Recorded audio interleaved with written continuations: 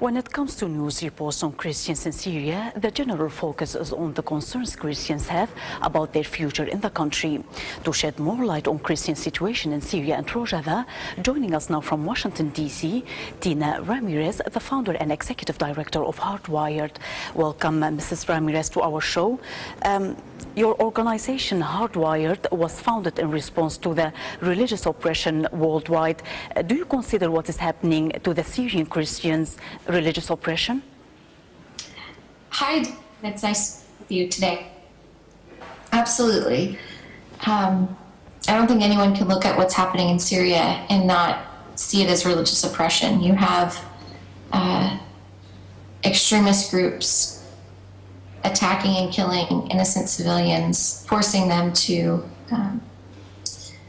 adopt an extreme form of Islam, and even most recently we saw somebody's hand cut off in a group that not even Al-Qaeda would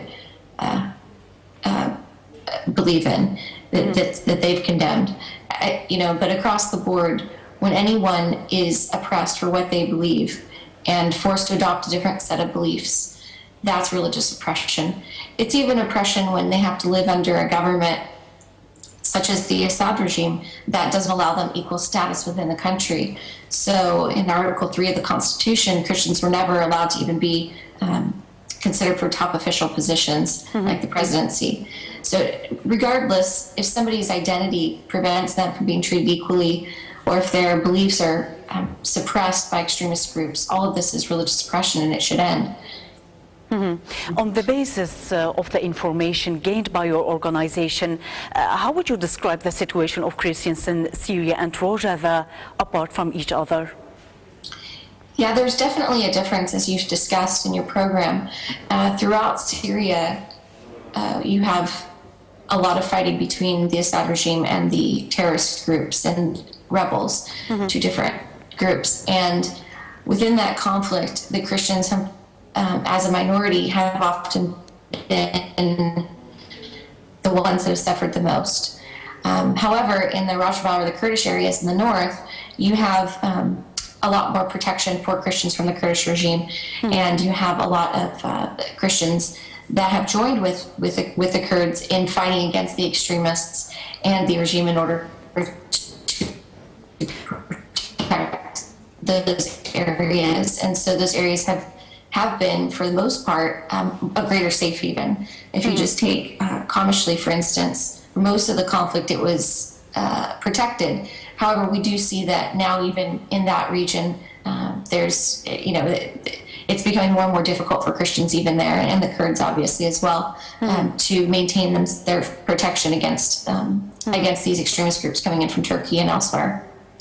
At the start of the Syrian conflict, Kurds in their areas have protected Christians, and with the rise of the attacks on the region, Christians have taken part in the ranks of people defense units and in the police force of Asaish. What is your reading of this development, Mrs. Ramirez?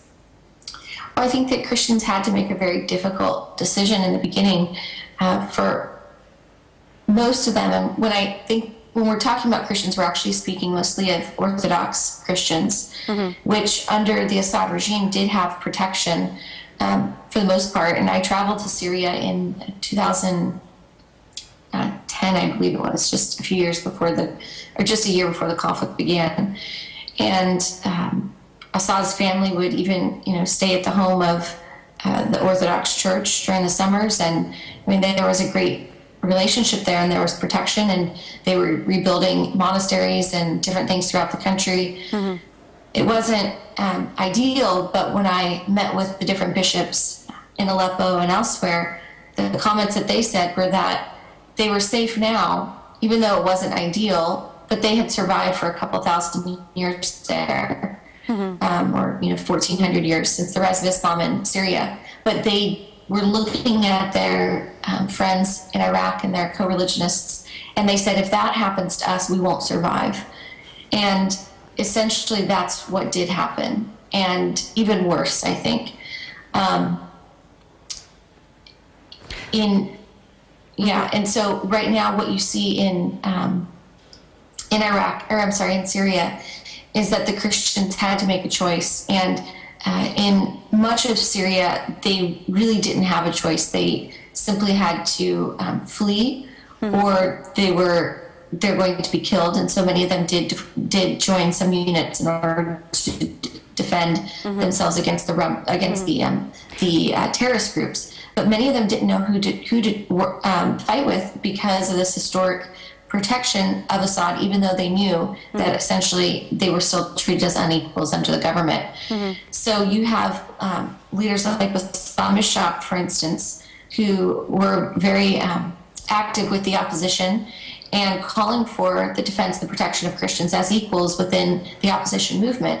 But even he has noted that the opposition from the start was supported by a lot of Muslim Brotherhood leaders that didn't really care about the protection of Christians. And so it's been very difficult for them. However, as you noted, in the Kurdish areas, there has been a lot more protection for the Christians, and working with the Kurds has been an easier choice for them in that part of the country than elsewhere. Politically, the Kurds, Christians and Arabs have formed their administrations in order to fill the power vacuum left by the Syrian regime. In the administrations, there is a religious affairs ministry. How can your organization be supportive to these ministries, Mrs. Ramirez? Well, absolutely. The work that Hardwired does is we provide training in what international standards say about religious freedom. And we enable local civil society actors, primarily some government officials, to articulate what their rights are and to defend them within the public space. So we would obviously be happy to work with groups from Syria or outside of Syria, and the difficulty now is obviously getting into the region. But to the extent that groups would be interested in this training and in understanding how religious freedom really is at the benefit of everyone, we would definitely be happy to work with them. The goal isn't that by working with the religious affairs groups within Syria or civil society actors to challenge what's happening now, but there will always be challenges to navigate the role of religion in any society. And Syria obviously has a very difficult road to navigate as far as that goes. In Iraqi Kurdistan, we have met with many groups about these issues in the past, and I have prior to my founding Hardwired.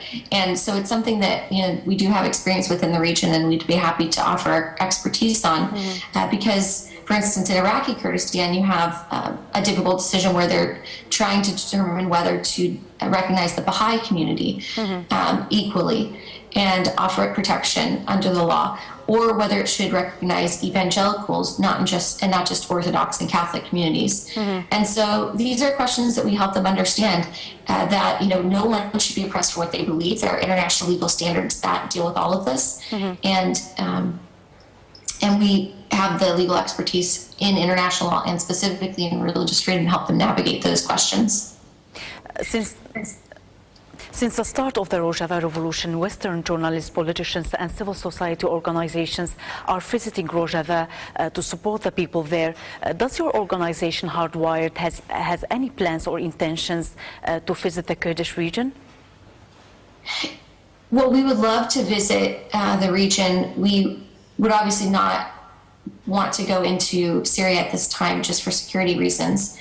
But we do have an interest in visiting parts of Turkey and in Iraq, where Syrian refugees have fled to. And so to the extent that anyone from there is interested in us providing them tools so that they can defend their rights within the safer areas of Kurdistan, or to defend their rights when a solution is found for the larger Syria, that's something that we're very interested in, would like to do. We do have training materials in this that are in Arabic, and so to the extent that groups are interested, they can find me on our website and ask me, and get in touch with me so that I can provide those to them. And that's www.hardwiredglobal.org. At the end, Mrs. Ramirez, huge numbers of Christians in Syria have fled the country after the outbreak of the civil war. In the stable ROJAVA, the numbers are lesser. In this regard, Kurdish officials have repeatedly urged the Christians not to flee their homes and to resist. Do you agree with this?